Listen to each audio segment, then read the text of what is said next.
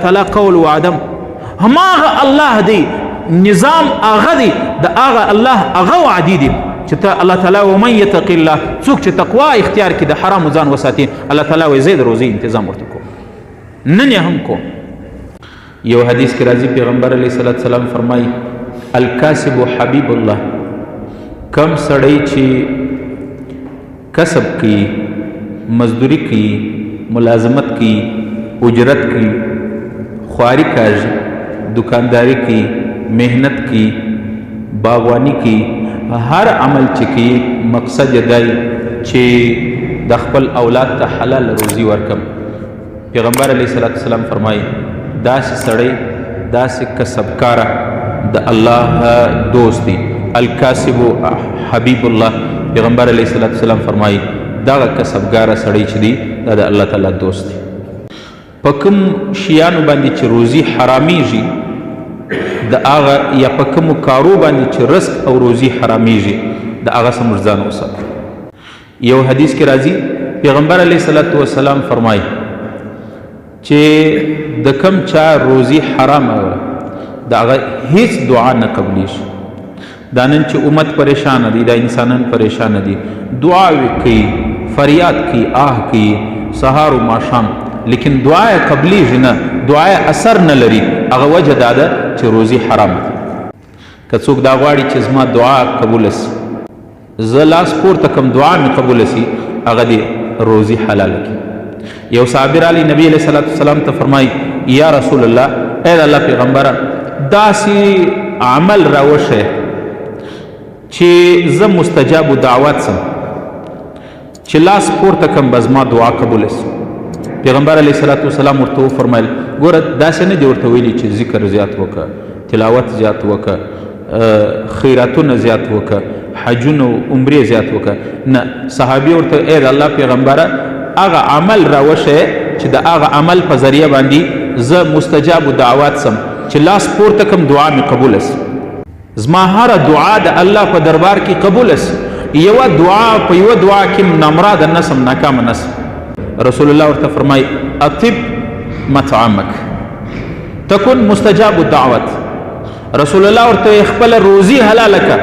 تکن مستجاب الدعوت، تب مستجاب دعوت شي. هر دعا به دی الله تعالی قبلوي.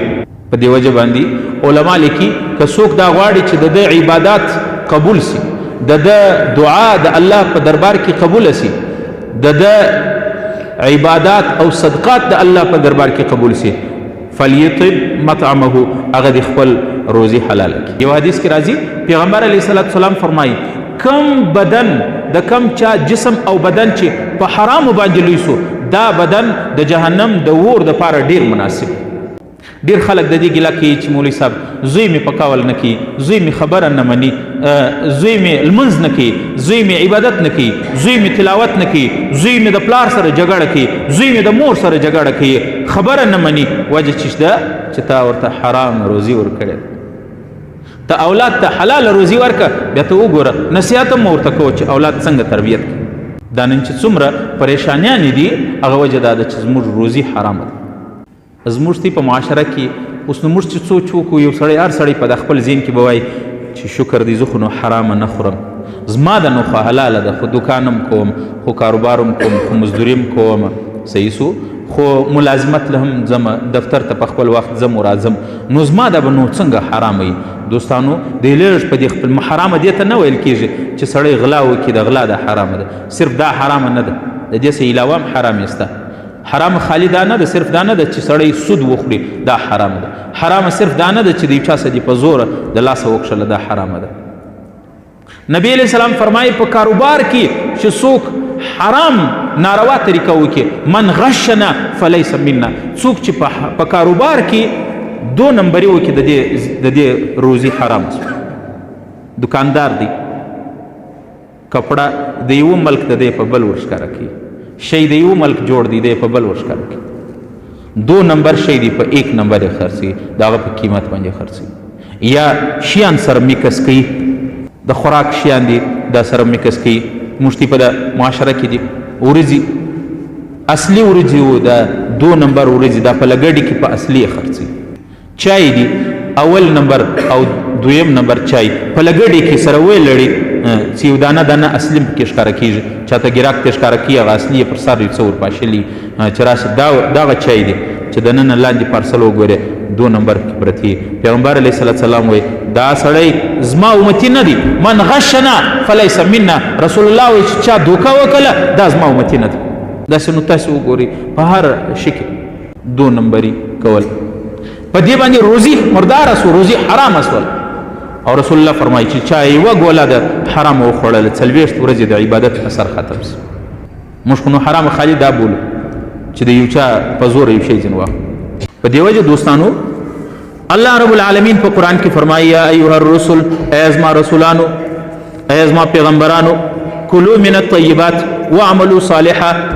حلال خوراک کوي حلال روزي انتظام کوي واعملوا صالحا بیا به نیک عمل الله تعالی وایي د دې یو تفسیر امام غزالی رحمت الله علیه دا نقل کړی دی کلوا من الطیبات حلال خوراک کوي د دې نتیجه به دا وي چې الله تعالی به د عبادت بیا توفیق درکړي او د حرام خوراک د حرام روزي نتیجه یې ودا ده چې سړي د عبادت ته زړه نه ورغواړي لمانځه ته زړه نه ورغواړي ماجد ته تګ زړه نه غواړي دینداري ته هغه وجه چې ده چې په دې کې هغه قوت چې په کار و هغه نشته تاسو راته وایئ چې کومه ګاډي په پټرول چلیږي که هغه ته ګاز لیټر واچوي بیا چلیږي کومه ګاډي په ډیزل چلیږي هغه ته پټرول واچو در هغه تیز دی بیا تر مقصد رسیږي نه رسیږي دوستانو کم الله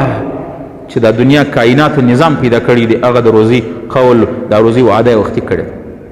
او په کویتور باندې چې کله موسی علیه السلام کویتور ته الله تعالی تلی الله تعالی ورته دا کور الله د زنانو د الله ته پرېږده یخ موسم دته په ذهن کې دا رالو چې دا به اوس خو د خوراک هم شی نه لري دا به نو چیش خوري چې لږ مخته رالی الله تعالی د انسان په رګو په مزغو خبر دی والموسی په لاس کې د چیش دی والعصا ده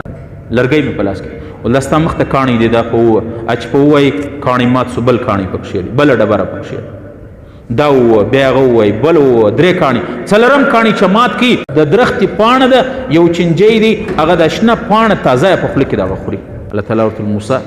زه په 4 کاڼو کې دننه د روزي انتظام کولی سم د روزي فکر ته مه کوه او د حلال روزي په عباداتو کې په زندگی کې اثر وایي د دارالعلوم دیوبند یو استاذ میا اصغر حسین کندلوي دا ډیر عجیبه بزرګ د درس او تدریس سره په دارالعلوم دیوبند کې به درس هم کوي د دې سره سره به جنگل نه به ولاړي بوټي و د ازغي و د بوټي به مات کړل د واښو دا به کول په ځنګل کې به راوړل په بازار کې به خرڅول په څه معمولي قیمت د دې سبه او د خپل تنخواه سبه د دې سبه لړ څه پیسې بچت کول په کال کې به یو وار د دارالعلوم دیوبند استادانو ته دعوت کوي په دغه پیسو باندې وایي ټول کال به د دیوبند علما د دغه دعوت ته انتظار علما لیکي وایي موږ په انتظار په څه داسې نه چې ډوډۍ و دعوتونه نه ورته کېدل یا ډوډۍ نه وایي د ده ډوډۍ چې به موږ وخوړله 40 ورځې به زموږ ته تهجد نه قضا کېده 40 ورځې به موږ د خپل مانځه کیفیت داسې و لکه موږ چې الله تعالی وینو د خدای پاک سره برای راست خبرې کوو دوستانو دا د حلال روزي برکات دي اشرف علي تنویر رحمت الله علیه فرمای چې حلال روزي حلال هغه دې ته نه ویل کېږي برکت به برکتې چې ډېرې پیسې نو برکت به کلر به نو به برکتې به یا برکت دې ته نه ویل کېږي چې د 10 روپو نوټ دی په جیب کې کښېښوي هغه 100 روپۍ ځین جوړې شوې نه برکت و دې ته ویل کېږي چې کم کار په 10,000 نه کېدی اوس په 1500 وشي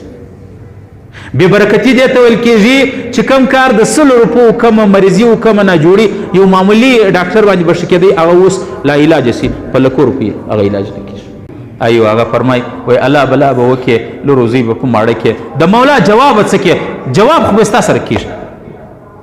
ډېر خلک دای حلال و حرام هلته دا وکړه هلته دا ناجایز وکړه هلته دا رشوت واخه دا سود واخه مځکه قبضه کړه